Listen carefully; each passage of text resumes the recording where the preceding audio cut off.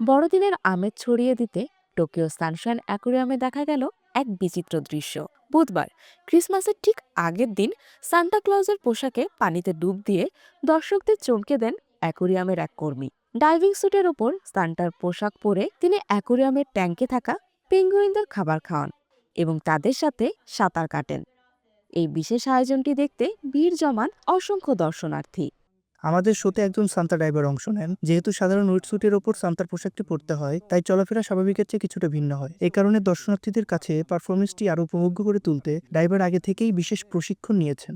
অ্যাকোরিয়ামে ঘুরতে আসা ২০ বছর বয়সী বিশ্ববিদ্যালয় ছাত্র হারুকি এসে জানান, সচরাচর দেখা যায় না এমন সব দৃশ্য এবং কিউট পেঙ্গুইনদের দেখে তিনি বন্ধুদের সাথে চমৎকার সময় কাটিয়েছেন। ১৯৯৯ সাল থেকে সানশাইন অ্যাকোরিয়াম কর্তৃপক্ষ প্রতি বছরই বড়দিন উপলক্ষে এই অনুষ্ঠানের আয়োজন করে আসছে। সান্টার ডাইভিং ছাড়াও সি লায়নদের বিশেষ খেলাধুলা ও উপহার দেওয়ার মতো বৈচিত্র্যময় ইভেন্ট উপভোগ করার সুযোগ পান দর্শকরা।